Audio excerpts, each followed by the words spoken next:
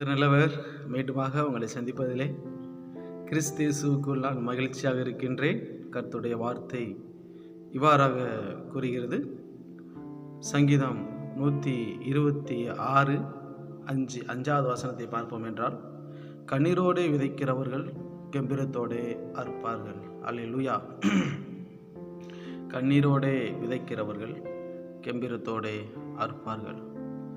இந்த செய்தியை பார்க்கின்ற அன்பு தேவனுடைய பிள்ளைகளே, நீங்கள் ஒருவேளை உங்களுடைய கண்ணீர் யாருக்கும் தெரியாமல் உங்களுடைய இரவு நேரங்களிலே நீங்கள் வடிக்கின்ற அந்த கண்ணீர், அந்த வேதனை, அந்த பாரங்கள் யாருக்கும் தெரியாது என்று நீங்கள் நம்பிக்கொண்டு புலம்பிக் கொண்டு இருக்கலாம்.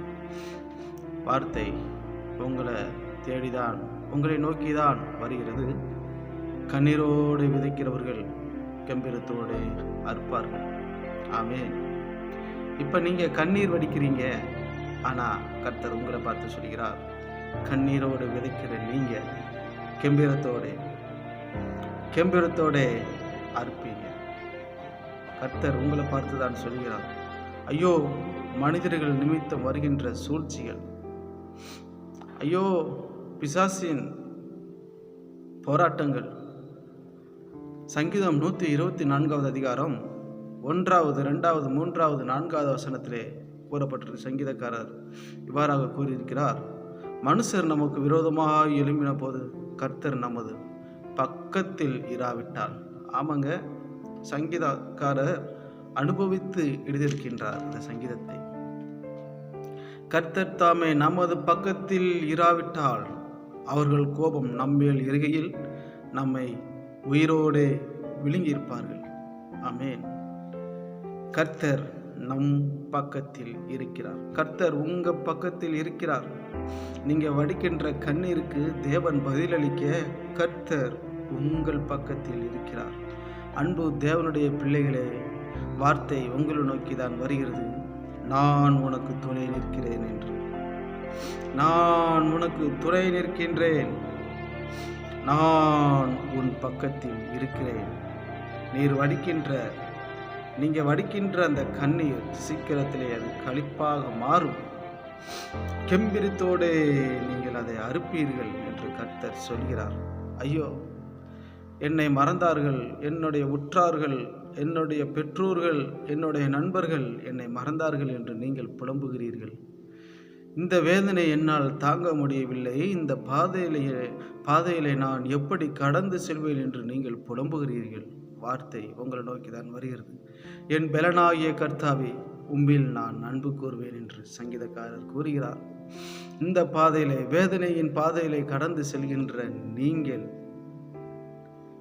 வேதனையின் உச்சியில் கடந்து செல்கின்ற நீங்கள், வார்த்தை உங்களை நோக்கி தான் வருகிறது.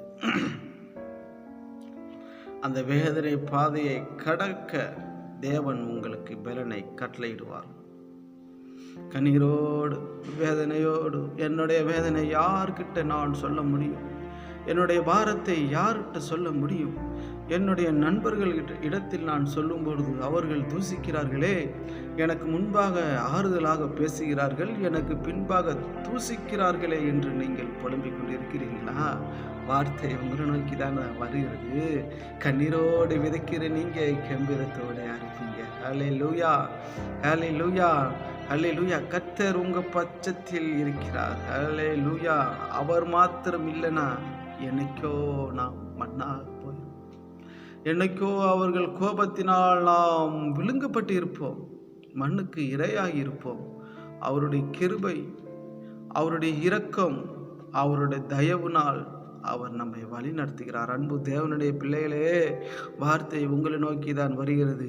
சியோனின் சிறையிருப்பை கர்த்தர் திருப்பும் போது சொப்பனம் காண்கிறவர்கள் போல் இருந்தோம் என்று. ஹல்லேலூயா.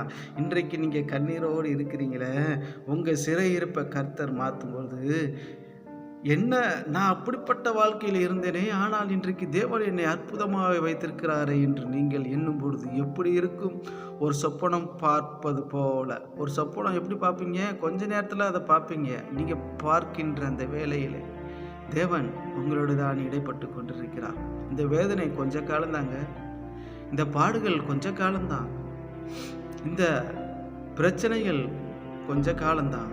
ஆனால் இயேசு உங்கள் உள்ளத்திலே, இயேசு உங்கள் ஆவிக்குரிய ஜீவியத்திலே, இயேசு உங்கள் வீட்டிலே, இயேசு உங்களுடைய தனிப்பட்ட காரியத்திலே இடைப்படும் பொழுது, அவர் வரும்பொழுது கர்த்தர் உங்களை பார்த்து சொல்கிறார், நீங்கள் கம்பீரத்தோடே அர்ப்பீர்கள் என்று. அல்லேலூயா, அல்லேலூயா. ஏன் இந்த பாதையை தேவன் எனக்கு அனுமதித்தார்? ஏன் இந்த வேதனையை தேவன் எனக்கு அனுமதித்தார்? ஏன் இந்த பிரச்சனையை தேவன் எனக்கு அனுமதித்தார் என்று நீங்கள் தேவனிடத்திலே புலம்பிக் கொண்டிருக்கிறீர்களா? வார்த்தை உங்களை நோக்கி தான் வருகிறது. நீங்கள் அழைக்கப்பட்ட ஜனமாக இருப்பீர்களாயில், நீங்கள் அபிஷேகப்பட்ட ஜனமாக இருப்பீர்களாயில், நீங்கள் உலகத்தில் இருந்து பிரிக்கப்பட்ட, தேவனுக்கென்று பிரிக்கப்பட்ட, வைராக்கியமாய் ஜீவிக்க வேண்டும் என்று பிரிக்கப்பட்ட ஜனமாகில், நீங்கள் பொருத்தனையோடு, நீங்கள் செய்யப்பட்ட பிரதிஷ்டையோடு ஜீவியத்தில் ஜீவிக்க வேண்டும் என்று பிரிக்கப்பட்ட ஜனமாக இருப்பார்களாகில், கர்த்தர் உங்களை பார்த்துதான் பேசுகிறார். உங்களுக்கு அறிவுக்கு எட்டாத பிரச்சனை பின் நாட்களில் வரும் என்று தேவனுக்கு அறியும். அந்த பிரச்சனையிலே நீங்கள் சிக்கி கொள்ள கூடாது என்றுதான் தேவன் இந்த வேதனையிலே உங்களை அனுமதிக்கின்றார். நீங்கள் அந்த பிரச்சனையிலே சிக்கி தவிக்கக்கூடாது என்று, நீங்கள் அந்த வேதனையிலே சிக்கி தவிக்க கூடாது என்றுதான் தேவன் முன்னக்கூட்டுமே இந்த கண்ணீரின் பாதையிலே உங்களை நடத்தி செல்கின்றார். இந்த பாதை ஏன் என்று நீங்கள் புலம்பினீங்களா? வார்த்தை உங்களை நோக்கி தான் வருகிறது. தேவன் எனக்கு நன்மை செய்தாலும், தேவன் எனக்கு தீமை செய்தாலும், அவர் எல்லாமே நன்மைக்காகவே செய்வார் என்று நீங்கள் விசுவாசிங்க. ஏன்னா பின்னாடி வருகின்ற ஆபத்தை குறித்து அது அவருக்கு தான் தெரியும். பின்னாடி வருகின்ற அந்த வேதனை குறித்து அது அவருக்கு தான் தெரியும். என்னுடைய மகள், என்னுடைய பிள்ளை, என்னுடைய சுதந்திரவாளி இந்த பாதையிலே ஏன் செல்கிறாள் என்றார். தேவன் சில தடைகளை, தேவன் உங்களுடைய வாழ்க்கையில சில தடைகளை அனுமதிக்கின்றார். பிரியமான ஜனமே, வார்த்தை உங்களை நோக்கி தான் வருகிறது. நீங்கள் இன்றைக்கு கண்ணீரோடு இருக்கிறீங்க, ஆனால் சீக்கிரத்தில் கெம்பீரத்தோடு அர்ப்பீங்க. அந்த கெம்பீரம் இயேசு கிறிஸ்துவை மகிமைப்படுத்துகின்ற கெம்பீரமாக இருக்கும். நீங்கள் கலங்காமல், திகையாமல், ஒன்றுக்கும் புலம்பாமல், தேவனை மாத்திரமே நீங்கள் நம்புங்க, தேவனை மாத்திரமே நீங்கள் விசுவாசிங்க. சங்கீதம் 126 3வது வசனம், கர்த்தர் நமக்கு பெரிய காரியங்களை செய்தார், இது நிமித்தம் நாம் மகிழ்ந்திருக்கிறோம். அல்லேலூயா, அல்லேலூயா. எவ்வளோ பெரிய சந்தோஷமான வார்த்தை பாருங்க. கர்த்தர் நமக்கு பெரிய காரியங்களை செய்தார், இது நிமித்தம் நாம் மகிழ்ந்திருக்கின்றோம். அல்லேலூயா. நீங்கள் பின் நாட்களில் சொல்லுவீங்க, கர்த்தர் எனக்கு பெரிய காரியங்களை செய்திருக்கிறார், இது நிமித்தம், எது நிமித்தம்? அவர் செய்த நன்மையின் நிமித்தம் நான் மகிழ்ந்திருக்கின்றேன். அவர் செய்த கிருபையின் நிமித்தம், அவர் செய்த தயவின் நிமித்தம், அவர் செய்த காருண்ய நிமித்தம் நான் மகிழ்ந்திருக்கின்றேன். சங்கீதக்காரர் பாடுவது போல நாமும் கர்த்தரை நாம் பாட வேண்டும். கர்த்தர் செய்த நன்மையை நினைத்து நாம் பாட வேண்டும், துதிக்க வேண்டும் உற்சாகத்தோடு.